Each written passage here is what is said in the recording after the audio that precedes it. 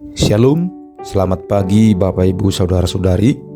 Kita berjumpa kembali untuk mendengarkan Renungan Harian 4M Sinode GKO, Jumat 17 November 2023. Sebelum kita merenungkan firman Tuhan, saya mengajak kita untuk berdoa terlebih dahulu. Mari kita berdoa. Tuhan Allah kami yang berlimpah kasih dan rahmat, saat ini kami membuka firman-Mu, datang merendahkan hati, mencari hikmat dan bimbingan-Mu. Murnikan dan bersihkan pikiran kami, sehingga kami dapat menerima pesan-Mu dengan paham. Bukalah telinga dan hati kami untuk mendengar suara-Mu, serta menerima kebenaran-Mu. Kiranya firman-Mu mengubah hidup kami, dan memperdalam serta memperkokoh iman kami kepadamu. Damai sejahtera Allah yang melampaui akal, kiranya memelihara hati dan pikiran kami dalam Kristus Yesus untuk mendengarkan, menerima firman-Mu. Dalam nama Yesus Kristus kami berdoa, amin.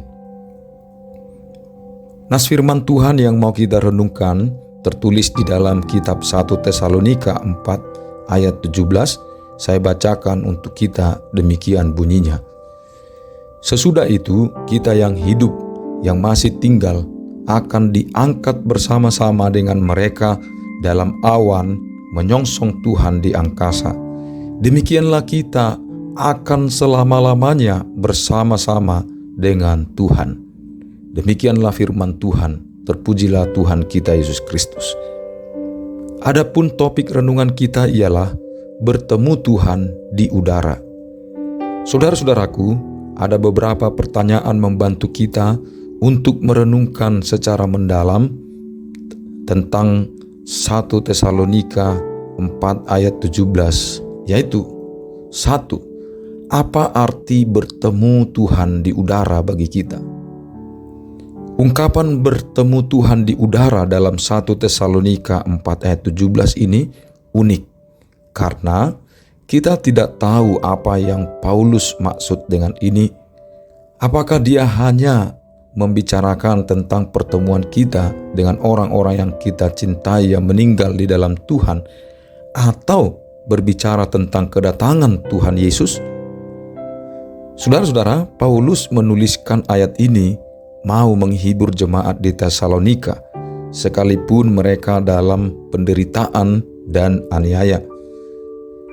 Mereka dihibur dengan mengingatkan bahwa Yesus akan kembali ke bumi dari sorga, seperti yang Yesus Kristus katakan sendiri yang dicatat dalam Injil Yohanes 14 ayat 3. Demikian firman Tuhan, "Dan apabila aku telah pergi ke situ dan telah menyediakan tempat bagimu, aku akan datang kembali dan membawa kamu ke tempatku, supaya di tempat di mana aku berada, kamu pun berada." Jadi, bertemu Tuhan di udara atau angkasa bukan semata-mata menekankan pertemuan kita dengan orang-orang yang kita cintai yang meninggal di dalam Tuhan, tetapi kita akan dibawa Yesus Kristus bertemu dan bersama-sama dengannya ke dalam tempat kerajaannya yang kekal. Firman Tuhan ini mengingatkan bahwa suatu hari nanti kita akan melihat Yesus Kristus yang menyelamatkan kita, yang kita percayai, yang kita puji dan sembah, yang kita layani, yang kepadanya kita setia dan taat secara muka dengan muka. Yang kedua, apa artinya terangkat dalam awan untuk bertemu Yesus? Frase terangkat dalam awan adalah metafora untuk fakta bahwa kita akan diubah menjadi tubuh baru ketika kita bertemu Yesus. Kita tidak akan lagi tunduk pada kematian, penyakit, atau kerusakan. Kita akan sempurna dan abadi. 3. Bagaimana gagasan bertemu Yesus mengubah perspektif kita tentang kehidupan kita saat ini? Gagasan bertemu Yesus mengubah perspektif kita tentang kehidupan kita saat ini dengan memberi kepastian kepada kita, kepastian tujuan dan arah. Kita tahu bahwa hidup kita di bumi ini bersifat sementara, tetapi ada tujuan dan arah yang jelas. Tujuan dan arah itu sebenarnya kita mulai ketika kita percaya pada Tuhan Yesus dan dilahirbarukan oleh Roh Kudus. Karena itu, pengetahuan ini membantu kita untuk fokus pada hal-hal yang benar-benar penting, berguna, yang mengarahkan kepada memuliakan dan seturut kehendak Tuhan di dalam keseharian kehidupan peribadahan kita kepada Tuhan. Yang keempat, apa saja cara agar kita dapat mempersiapkan diri untuk hari ketika kita akan bertemu Yesus?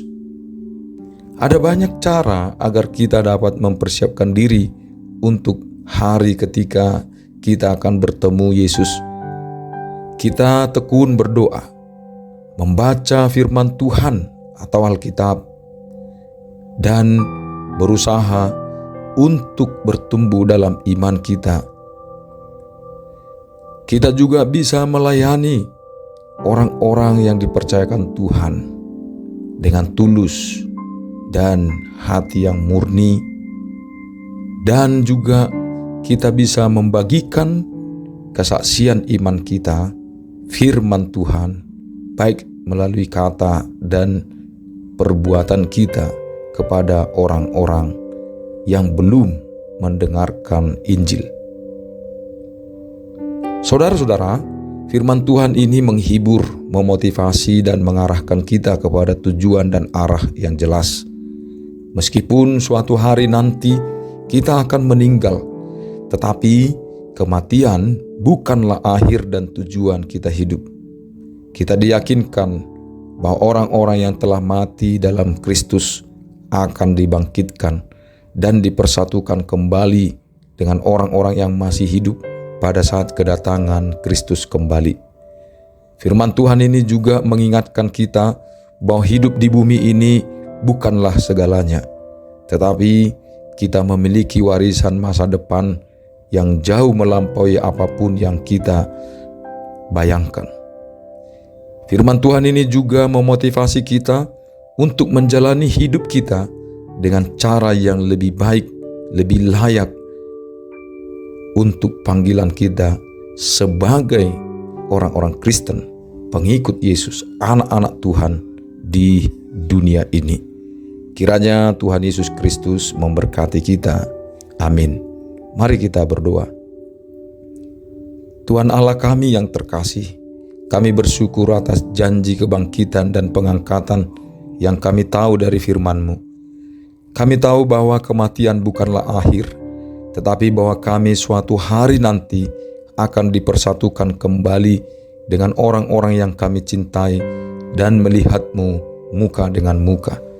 Di tengah masa-masa sulit, kami mohon harapan dan penghiburan-Mu. Ingatkan kami bahwa Engkau bersama kami dan bahwa Engkau tidak akan pernah meninggalkan kami. Kami memohon kepadamu agar Engkau menguatkan kami dalam menjalani hidup kami dengan cara yang layak untuk panggilan kami sebagai anak-anak-Mu, sebagai pengikut-Mu, dengan mengetahui bahwa kami suatu hari nanti akan bertemu denganmu muka dengan muka. Bantu kami untuk menemukan sukacita dalam janji kebangkitan dan pengangkatan, dan untuk menantikan hari ketika kami akan bersamamu selamanya. Dalam nama Yesus Kristus kami berdoa. Amin.